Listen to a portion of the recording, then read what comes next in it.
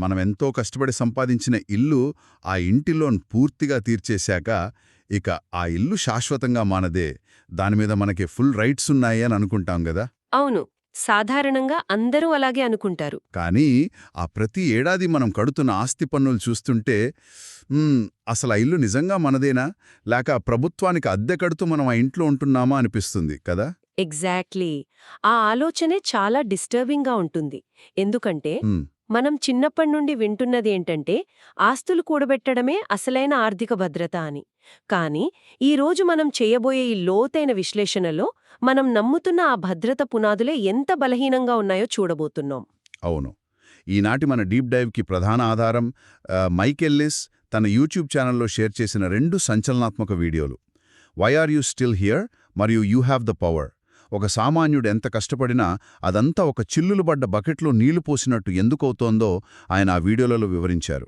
Right. కింద ఆ చిల్లులు గుండా మన డబ్బును ఎవరు లాగేసుకుంటున్నారో దానికి ఆల్టర్నేటివ్గా మిస్టర్ ముఫారా ద్వారా రాబోతున్న కొత్త ఆర్థిక ప్రణాళికలు ఏంటి అనేది మనం ఈరోజు విశ్లేషించబోతున్నాం. అయితే ఇక్కడ ఒక చిన్న విషయం క్లియర్ చేయాలి. ఎల్లిస్ వాదనల్లో ప్రభుత్వ పన్నుల విధానం మీద, అలాగే ఫెడరల్ రిజర్వ్ వ్యవహారాల మీద చాలా తీవ్రమైన ఆరోపణలున్నాయి. అవును, చాలా స్ట్రాంగ్గా చెప్పారు. సో మనమిక్కడ ఆ వాదనలను గుడ్డిగా సపోర్ట్ చేయడం లేదు, అలాగనే వ్యతిరేకించడమూ లేదు. మన ముందున్న ఏకైక లక్ష్యమేంటంటే ఆయన ఎత్తిచూపుతున్న లోపాలు ఎలా పనిచేస్తాయో ఉన్నది ఉన్నట్లుగా అర్థం చేసుకోవడం. కరెక్ట్. ఎందుకంటే ఆర్థిక స్వాతంత్రం గురించి ఎవరైనా కొత్త కాన్సెప్ట్ చెప్తున్నప్పుడు దాన్ని అనలైజ్ చేయడం చాలా ముఖ్యం. ఖచ్చితంగా. సో మైక్ ఎల్లిస్ అసలు ప్రస్తుత వ్యవస్థను ఏకంగా ఒక మోసపూరితమైనది అని చాలా బలమైన పదంతో తన విమర్శను స్టార్ట్ చేశారు. దానికి ఆయన చూపించిన ఫస్ట్ పాయింట్ మన లోకల్ ఆస్తి పన్నులు, పాఠశాల బాండుల వ్యవహారం. అసలు ఒక స్కూల్కి ఫండ్స్ ఇవ్వడంలో ఇంత పెద్ద మోసమేంటి? ఇది చాలా ఇంట్రెస్టింగ్గా ఉంటుంది. సాధారణంగా లోకల్ గవర్నమెంట్స్ కానీ, స్కూల్స్ కానీ కొత్త బిల్డింగ్స్ కట్టడానికో, ఫెసిలిటీస్ కోసము పబ్లిక్ దగ్గర్నుండి ఫండ్స్ తీసుకోవడానికి బాండ్స్ ఇష్యూ చేస్తాయి. ఓకే. అంటే ఫ్యూచర్లో తీరుస్తామనే హామీతో చేసే అప్పు అన్నమాట ఇది. కానీ ఎలిస్ ఇక్కడే ఒక విస్మయకరమైన విషయాన్ని చెప్తున్నారు. ఈ స్కూల్సు ఆ బాండ్స్ తాలూకు ప్రిన్సిపల్ అమౌంట్ని, అంటే అసలు మొత్తాన్ని ఎప్పటికీ తిరిగి చెల్లించే స్టేజ్లో ఉండవు. వెయిట్, అసలు చెల్లించవా? లేదు, అవి కేవలం ఆ అప్పు మీద పడే వడ్డీని మాత్రమే దశాబ్దాల తరబడి చెల్లిస్తూ వస్తుంటాయి. ఇది వింటుంటే మనం క్రెడిట్ కార్డ్ బిల్లు కట్టలేక కేవలం ఆ మినిమం బ్యాలెన్స్ మాత్రమే కడుతూ అసలు అప్పును లైఫ్ లాంగ్ అలాగే ఉంచుకునే వ్యవహారంలాగా ఉంది కదా. ఎగ్జాక్ట్లీ. మీ క్రెడిట్ కార్డ్ ఎగ్జాంపుల్ 100% సరిపోతుంది. కానీ ఇక్కడ భయపెట్టే విషయమేంటంటే ఆ అప్పుకు పూచీగత్తుగా మన సొంత ఇల్లే ఉండటం. మనకు తెలియకుండానే మన ఆస్తుల మీద వాళ్ళీ భారాన్ని వేస్తున్నారు. అవును. మరి ఆ వడ్డీలు కట్టడానికి లోకల్ గవర్నమెంట్స్కి డబ్బు ఎక్కడ నుండొస్తుంది? ఆ ఏరియాలో ఉన్న ప్రజల ఆస్తుల నుండే కదా. రైట్. అందుకే వాళ్ళు ప్రాపర్టీ అప్రైజల్ వాల్యూని, అంటే ఆస్తుల మదింపు విలువను ఆర్టిఫిషియల్గా పెంచుతూ పోతారు, లేదా ట్యాక్స్ రేట్లు పెంచుతారు. దీనినే ఎల్లిస్ సర్క్యులర్ ఫైరింగ్ స్క్వాడ్ అని పిలుస్తున్నారు. Circular firing squad? అవును.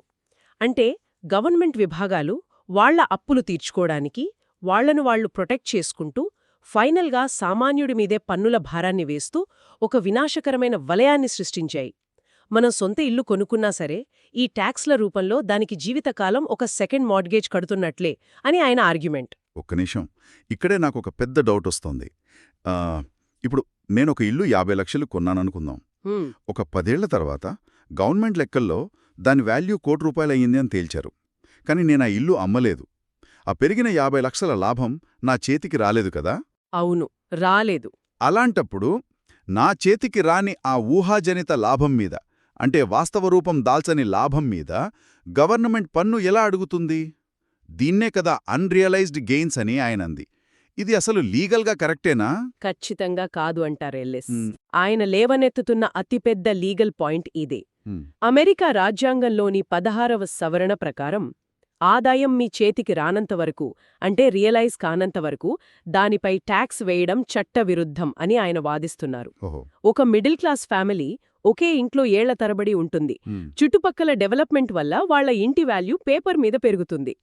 కానీ వాళ్ల జీతాలు పెరగవు కదా. నిజమే. ఆ పెరిగిన ఇంటి వాల్యూను బట్టి ట్యాక్స్ కట్టలేక వాళ్లు ఆ ఇల్లు అమ్ముకుని వెళ్ళిపోవాల్సిన పరిస్థితొస్తోంది.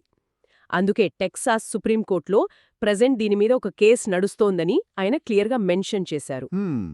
ఇది నిజంగా సామాన్యులకి ఒక ఉచ్చు లాంటిదే. కానీ ఇక్కడ మనం కొంచెం రియాలిటీ కూడా చూడాలి. అవును. ఇప్పుడు ఈ ఆస్తి పన్నులు పెద్ద భారం, అవి తీసేయాలి అని అనుకుందాం. కానీ ఆ ట్యాక్సులు లేకపోతే అసలు మన వీధుల్లో లైట్లెలా వెలుగుతాయి, ఆ స్కూల్స్ ఎలా వెడుస్తాయి, రోడ్లెలా బాగుపడతాయి? ఒక ఆల్టర్నేటివ్ లేకుండా ఈ లోకల్ సిస్టమ్స్ కొల్లాప్స్ అవ్వవా? అది చాలా ప్రాక్టికల్ క్వశ్చన్. ఎందుకంటే దశాబ్దాలుగా మన లోకల్ గవర్నమెంట్స్ ఈ ప్రాపర్టీ ట్యాక్స్ మీదే ఒక అడిక్షన్ లాగా ఆధారపడిపోయాయి. దాన్ని తీసేయాలంటే ఒక పెద్ద సిస్టమ్ చేంజ్ జరగాలి.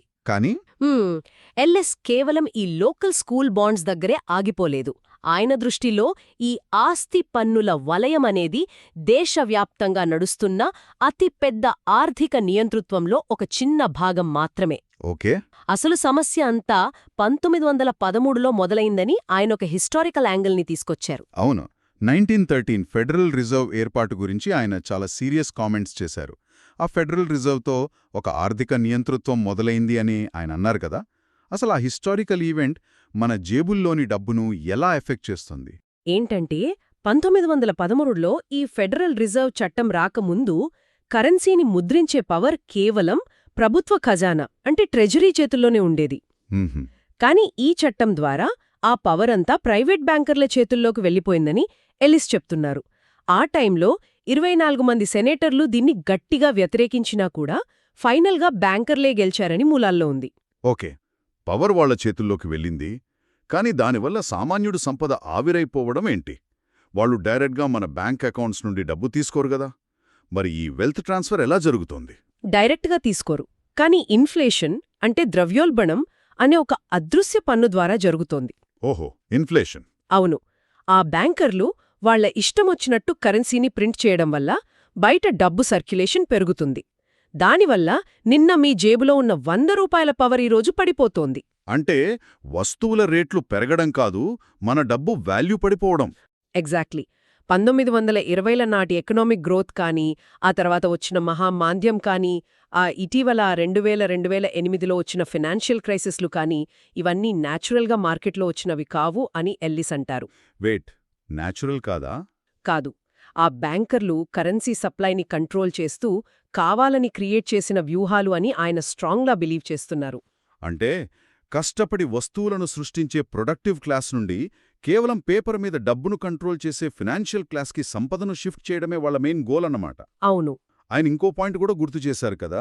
అమెరికా ఫౌండింగ్ ఫాదర్స్ కోరుకున్నది కేవలం లైఫ్, లిబర్టీ అండ్ హ్యాపీనెస్ కాదు, జీవితం, స్వేచ్ఛ మరియు ఆస్తి సాధన, అంటే పర్సూట్ ఆఫ్ ప్రాపర్టీ అని. కరెక్ట్. ఆస్తిని సొంతం చేసుకోవడమే అసలైన ఆర్థిక స్వాతంత్ర్యం అని ఆయన భావన.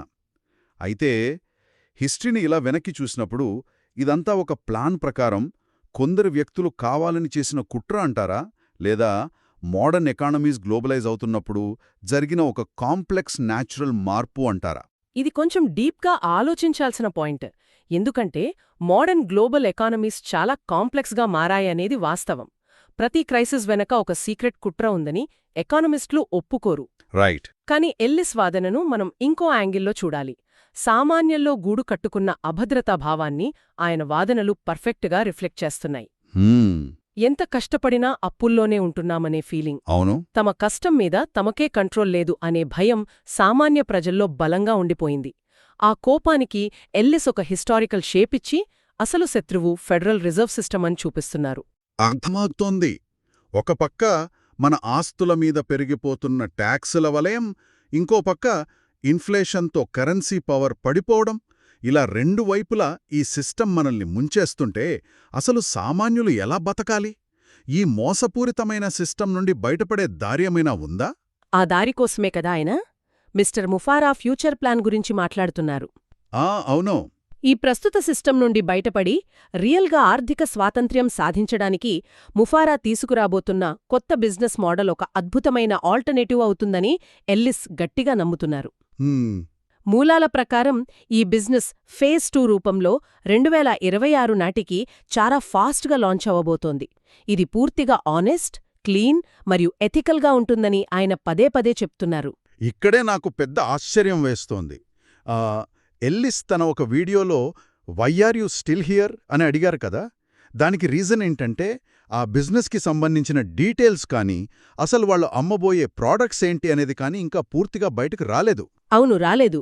అయినా సరే ఆయన ఫాలోవర్స్లో విపరీతమైన ఉత్సాహం ఉంది. కొత్త సిస్టమ్, నైతికత అంటున్నారు బానే ఉంది, కానీ కనీసం ఏ ప్రోడక్ట్ అమ్ముతున్నారు కూడా తెలియకుండా ఎవరైనా ఎలా ట్రస్ట్ చేస్తారు? ఇదొక ఎల్యూజన్ లాగా అనిపించడం లేదా? మీరడిగింది చాలా వ్యాలిడ్ పాయింట్. కానీ దీన్ని మనం ఫైనాన్షియల్గా కాకుండా సైకలాజికల్ యాంగిల్లో అర్థం చేసుకోవాలి. ఓకే.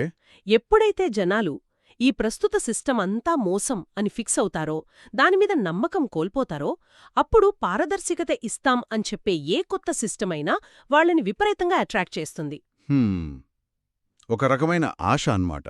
ఎగ్జాక్ట్లీ. దీన్నే మనం యాంటిసిపేషన్ స్ట్రాటజీ లేదా ఎదురుచూపుల వ్యూహం అనవచ్చు. ఒక అద్భుతం జరగబోతోంది, అది మన లైఫ్ని మార్చేస్తుంది అని ఆ ఎదురుచూపు ఆ కమ్యూనిటీని చాలా స్ట్రాంగ్గా ఉంచుతుంది. డీటెయిల్స్ లేకపోయినా సరే వాళ్ళు ఆ ఆశావాదం మీదే ఇన్వెస్ట్ చేస్తున్నారు. అంటే ఆ పాత సిస్టమ్ మీదున్న కోపం ఈ కొత్త ఆల్టర్నేటివ్ మీద నమ్మకాన్ని పెంచుతుందన్నమాట. సరే, ఇప్పుడు కాసేపు ఈ ముఫారా బిజినెస్ నిజంగానే సక్సెస్ అయిందని అనుకుందాం. జనాలు డబ్బు సంపాదించారు, ఆ తర్వాతేంటి? అదే అసలైన ఛాలెంజ్. సంపాదించిన ఆస్తులను మళ్లీ ఈ గవర్నమెంట్ పన్నుల రూపంలో లాగేసుకోకుండా ఎలా కాపాడుకోవాలి? అవును, ఇక్కడే ఎల్లిసా అసెట్ ప్రొటెక్షన్ గురించి ఒక క్రేజీ కాన్సెప్ట్ చెప్పారు కదా. ధనవంతులు శతాబ్దాలుగా వాడుతున్న రహస్యం ఓన్ నథింగ్, కంట్రోల్ ఎవ్రీథింగ్. అంటే ఏమీ స్వంతం చేసుకోకండి, కానీ అన్నిటినీ నియంత్రించండి. అసలిది వినడానికే కాంట్రడిక్టరీగా ఉంది కదా. స్వంతం చేసుకోకుండా కంట్రోల్ చేయడమెలా సాధ్యం? వినడానికి విరుద్ధంగా ఉన్నా రియాలిటీలో ప్రపంచంలో ఉన్న పెద్ద పెద్ద బిలియనీర్లు వాళ్ల సంపదని తరతరాలుగా కాపాడుకుంటున్న అసలైన లీగల్ ట్రిక్ ఇదే. ఎల్లిస్ ఒక ఇంట్రెస్టింగ్ ఎగ్జాంపుల్ కూడా చెప్పారు దీనికి. బిలియనేర్ బ్రదర్దే కదా. అవును, ఒక బిలియనేర్ చనిపోయినప్పుడు ట్యాక్స్ వాళ్లు అతని ఆస్తులు లెక్కించడానికి వెళ్లారు. తీరా చూస్తే అతని పర్సనల్ అకౌంట్లో కేవలం ఒక పాత ట్రక్కు, ఒక $500 మాత్రమే కనిపించాయి. వామ్మో, బిలియనేర్ అకౌంట్లో కేవలం $500? అదే కదా మ్యాజిక్. కాని వాస్తవానికి అతను బతికి ఉన్నప్పుడు కోట్లాది రూపాయల ఆస్తుల మీద, ఎస్టేట్ల మీద ఫుల్ కంట్రోల్ ఎంజాయ్ చేశాడు. ఇది ఎలా ఉందంటే ఒక ఇన్విజిబుల్ వాల్ట్, అంటే ఒక అదృశ్య ఖజానాలాగా ఉంది. ఆ ఖజానా లోపల కోట్లుంటాయి, మనకు కావాల్సినప్పుడు వాడుకోవచ్చు. తాళం మన దగ్గరే ఉంటుంది కాబట్టి మనదే కంట్రోల్. Perfect analogy. కానీ గవర్నమెంట్కి మాత్రం ఆ పేపర్ల మీద ఎక్కడా మన పేరు ఉండదు కాబట్టి అసలు ఆ డబ్బు ఎక్కడుందో వాళ్ళకి కనపడదు. కానీ ఇది లీగల్గా ఎలా వర్కౌట్ అవుతుంది? ఏ చట్టం కింద వాళ్ళు దీన్ని చేస్తారు? చట్టపరంగా చెప్పాలంటే ఈ ధనవంతులు వాళ్ల ఆస్తులను డైరెక్ట్గా పర్సనల్ పేర్ల మీద పెట్టుకోరు. ట్రస్టులు, హోల్డింగ్ కంపెనీలు లాంటి లీగల్ ఎంటిటీస్ క్రియేట్ చేసి వాటి పేర్ల మీద పెడతారు. ఓహో, చట్టం దృష్టిలో ఆ కంపెనీ లేదా ట్రస్ట్ అనేది ఒక సపరేట్ పర్సన్. సో ఎవరైనా సరే ఆ వ్యక్తి మీద కేసు వేసినా, ట్యాక్స్లడిగినా వాళ్ల పర్సనల్ ఆస్తులు జీరో కాబట్టి వాళ్ళు సేఫ్. కానీ ఆ ట్రస్ట్ రూల్స్ ప్రకారం ఆ ఆస్తి తాలూకు బెనిఫిట్స్ని ఎంజాయ్ చేసే పవర్ మాత్రం ఆ వ్యక్తినే ఉంటుంది. రైట్. అంటే కాగితం మీద ఓనర్ వేరు, దాన్ని అనుభవించే కంట్రోలర్ వేరు. ఎగ్జాక్ట్లీ. కానీ ఇది ఇంత ఓపెన్ సీక్రెట్ అయినప్పుడు గవర్నమెంట్లో ఉన్న నాయకులు ఎప్పుడో ఒకప్పుడు ఈ లొసుగులు మూసేసి ఈ సిస్టమ్ని రద్దు చేయొచ్చు కదా. ఎందుకు చెయ్యరు? ఎల్లిస్ ప్రకారం వాళ్ళు దీన్ని ఎప్పటికీ రద్దు చేయరు. ఎందుకంటే ఆ నాయకులకు ఎలక్షన్స్ కోసం ఫండ్స్ ఇచ్చేదే ఈ ధనవంతులు. అఫ్కోర్స్. అంతెందుకు, చాలామంది కాంగ్రెస్ నాయకులు స్వయంగా వాళ్ళ ఆస్తులు దాచుకోటానికి ఇదే own nothing, control everything formula వాడుతున్నారు. ఒక 150 ఏళ్లుగా ఇదే నడుస్తోందని ఆయన చెప్తున్నారు. అయితే ఇక్కడ నన్ను ఆశ్చర్యపరిచిన ఇంకో విషయం ఏంటంటే, ముఫారా బిజినెస్ ద్వారా జనాలు ఆదాయం పొందడం స్టార్ట్ చేశాక ఎల్లిస్ ఈ అసెట్ ప్రొటెక్షన్ విద్యను ఉచితంగా నేర్పుతానని ప్రామిస్ చేశారు కదా. అవును, చేశారు. ఏ ధనవంతులైతే ఈ విద్యను దశాబ్దాలుగా సీక్రెట్గా ఉంచారో దాన్ని ఒక్క రూపాయి కూడా ఆశించకుండా సామాన్యులకి బోధిస్తానని చెప్పడం వెనుక ఆయన ఉద్దేశ్యం ఏమై ఉంటుంది? సింపుల్ అండి. ఇక్కడే ఎల్లిస్ తన కమ్యూనిటీలో ఒక బ్లైండ్ ట్రస్ట్ని క్రియేట్ చేస్తున్నారు. నేను కేవలం మీకు డబ్బు సంపాదించే మార్గం చెప్పి వదిలేయను, ఆ సంపాదించిన దాన్ని ఈ మోసపూరితమైన ట్యాక్స్ల బారి నుండి ఎలా రక్షించుకోవాలో కూడా నేర్పుతాను, అది కూడా ఫ్రీగా అని చెప్పడం ద్వారా ఆయన ఒక రెవల్యూషనరీ లీడర్గా ప్రాజెక్ట్ అవుతున్నారు. అవును, ఈ లీగల్ నాలెడ్జ్ అనేది కేవలం కొద్దిమంది బిలియనేర్లకే పరిమితం కాకూడదు, అది సామాన్యుల చేతుల్లో ఒక ఆయుధంగా మారాలి అనే ఆ పాయింట్ శ్రోతలకు చాలా బలంగా కనెక్ట్ అవుతుంది. నిజంగా అదొక పవర్ఫుల్ అప్పీల్. సరే, ఇంతసేపు మనం మాట్లాడుకున్న ఈ డిస్కషన్ని ఒక్కసారి బ్రీఫ్గా రీక్యాప్ చేద్దాం.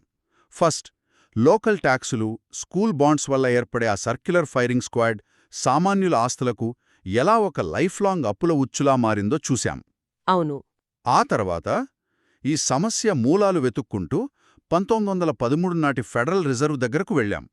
ఇన్ఫ్లేషన్ అనే అదృశ్య పన్ను ద్వారా కరెన్సీ పవర్ బ్యాంకర్ల చేతుల్లోకి ఎలా వెళ్ళిపోయిందో విశ్లేషించాం. రైట్.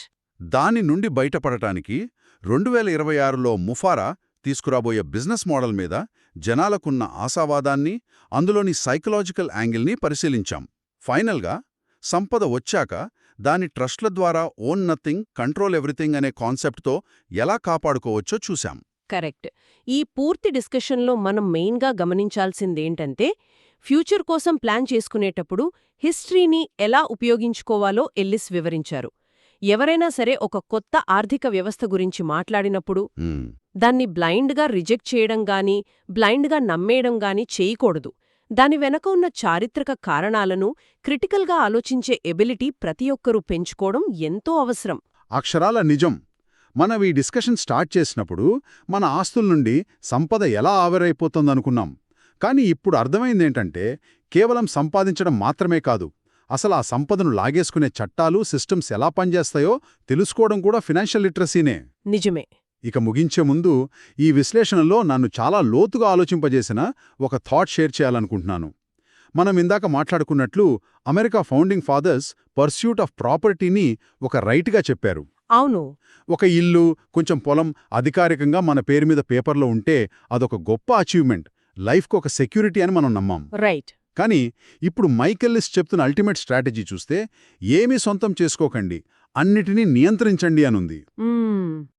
మరి నిజమైన ఆర్థిక స్వేచ్ఛ అనేది ఒక ఆస్తికి అధికారిక ఓనర్ కావడంలో, అంటే పేపర్ మీద సగర్వంగా మన పేరు ఉండటంలో ఉందా? లేక ఆ కాగితం మీద మన పేరు లేకుండా, ఏ ట్యాక్స్ వాళ్లకో కనపడకుండా కేవలం ఆ ఆస్తి ఫలాలను సురక్షితంగా ఎంజాయ్ చేయడంలో ఉందా? అసలు ఈ మోడర్న్ వరల్డ్లో ఓనర్షిప్ అంటే ఏంటి? పేపర్ మీద పేరు ముఖ్యం కాదు అనేది ఒక కొత్త రెవల్యూషనా, లేక సిస్టమ్ ఫెయిల్యూరా? ఈ ప్రశ్న మీ ఆలోచనకే వదిలేస్తూ ఈనాటి మన లోతైన విశ్లేషణను ఇక్కడితో ముగిద్దాం.